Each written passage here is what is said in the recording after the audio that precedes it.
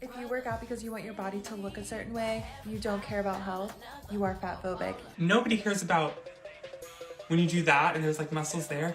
Nobody cares about that. Life's too short to exercise. I'm just gonna be honest. There's so many better things to do than exercise.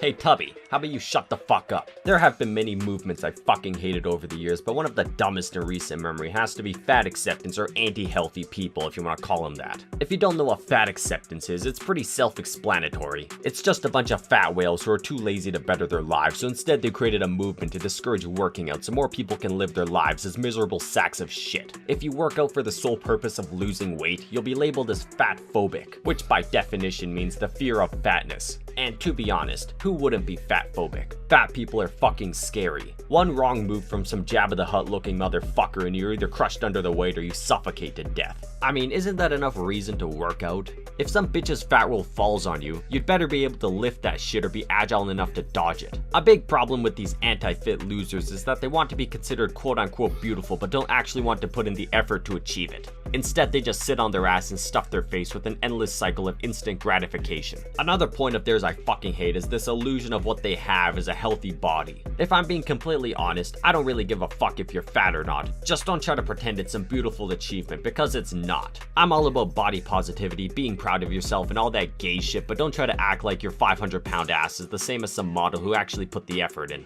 Don't lie to me.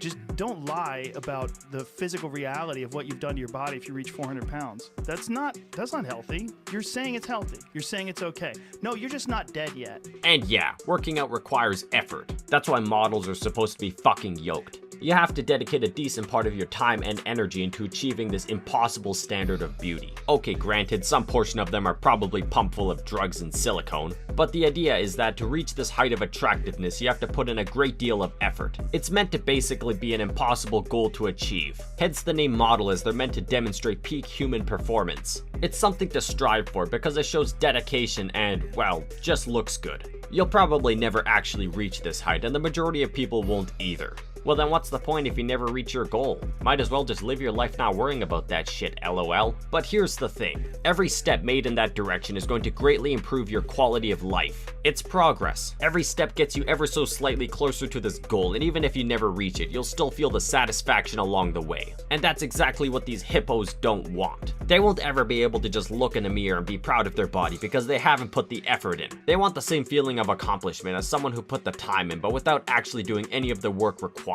What these fat fucks want to do is, rather than trying to reach this height of peak performance, they try to lower the bar and attempt to make a world full of Wall-E people, which will probably smell like onions. Nothing screams model more than some 500-pound bitch who just eats Cheetos all day. Like, full offense, Calvin Klein, you may be turning off more customers than gaining with that one. Also, don't fucking tell me it's genetics, because I come from a family of fat fucks and diabetics, and it's definitely a hurdle that can be overcome. Ah, well, maybe it's a recessive gene and you don't. You're missing the point. Yeah, I'm sure a very small part of it is genetics, but even with that, it just means you'll have to work a bit harder to get your perfect body. Unless it's an actual medical condition, which 99% of the time it's not. They're all just lazy fucks who hate that there are people willing to put in the effort to look better than them. Same could be said about those twinks too. Cereal, you can't really make fun of fat people like that. Why? They're not a race. They're not a religion. It's totally curable. Eat an apple and go for a walk, you know? Seriously, you fucks did this to yourselves. No cereal, but you don't see. You're body shaming. That's not okay. Motherfucker, the fatties are doing the same shit. Shaming someone for achieving a good bod is also body shaming. Granted, I'm sure no one who's fit actually cares what they think, but this ideology might somehow get into the mind of someone who wants to lose weight or maybe only recently started working out. And that's exactly what these fat advocates want. They want more people to be on the same level of self-deprecation, if not lower. A very petty end goal, if I do say so myself. But here's some positivity before I conclude the video. Yeah, I know, positivity. It's not what's advertised, but listen anyway. Don't let some dumb movement stop you from achieving your own ideal body. You'll hear skinny twinks and fat fucks tell you to stop, but that's only because they're too lazy to achieve it themselves. They want you to be as miserable as them. Even if you feel as if there's no progress being made, keep working at it. Yeah, the shit sucks to start off with, but the key is to stay consistent. And if people are calling you a bigot or a fat phobe for hitting the fucking gym, then let them. Because in the end, it'll be them dying of heart failure in their 40s and you jacked up in a body you can be proud of. Anyways, apologies for the positivity at the end there. If you enjoyed, subscribing would be greatly appreciated. And of course, most importantly, don't forget to get them gains.